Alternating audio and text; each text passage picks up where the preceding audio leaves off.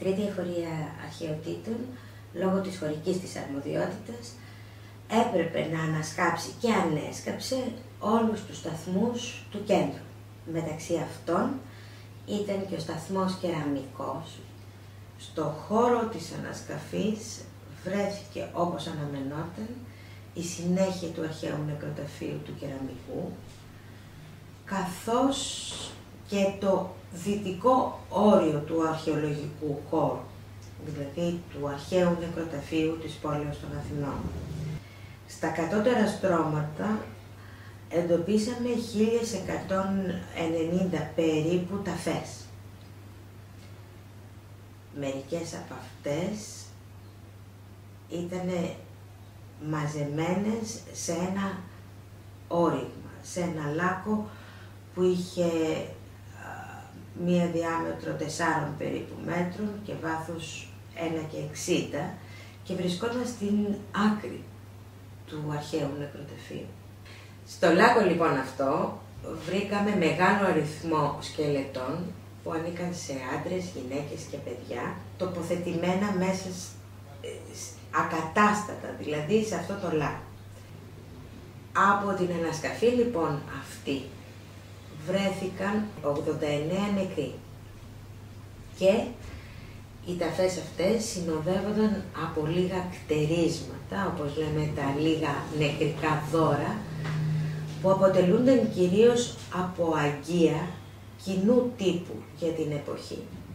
Η χρονολόγηση αυτών των αγγείων και ο τρόπος της ταφής ταύτισε το έβριμα αυτό με τον λοιμό, την ασθένεια δηλαδή που έπληξε την Αθήνα τα χρόνια του Πελοποννησιακού πολέμου και συγκεκριμένα μεταξύ του 430 και του 426 π.Χ. Η περιγραφή αυτού του λοιμού την παίρνουμε από πρώτη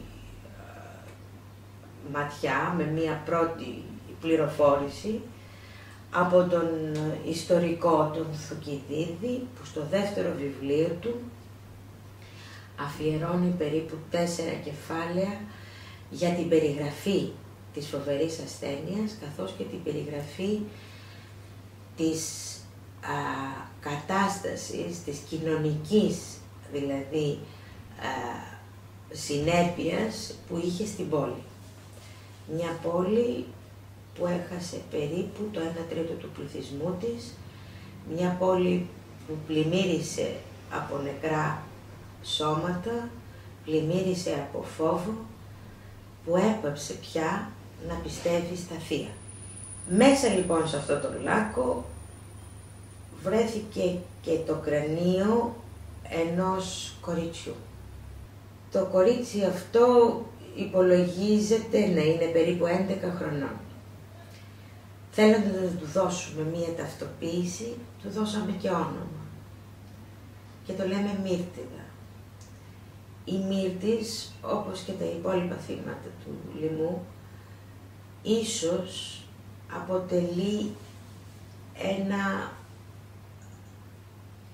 ανήκει μάλλον σε ένα κοινό ανώνυμο, καθημερινό, που δεν είχε την τύχη, δεν αξιώθηκε δηλαδή, μιας ξεχωριστής ταφής.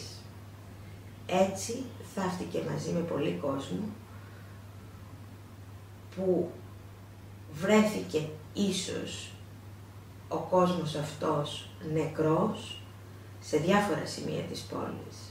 Ίσως η πόλη μάζεψε αυτούς τους νεκρούς, τους έδεψε στην άκρη του νεκροταφείου της, χωρίς να τηρηθούν οι νόμοι και η ευσέβεια που απαιτείται για τους νεκρούς. Έτσι η Μύρτης, ένα παιδί που μπορεί να μην ήταν και Αθηναία πολίτης, που μπορεί να ήταν δούλη, μπορεί να ήταν παιδί μετοίκων. Δεν γνωρίζουμε τίποτε περισσότερο για αυτήν, όπως δεν γνωρίζουμε και για τους υπόλοιπους. Γνωρίζουμε μόνο ότι ύστερα από τόσα χρόνια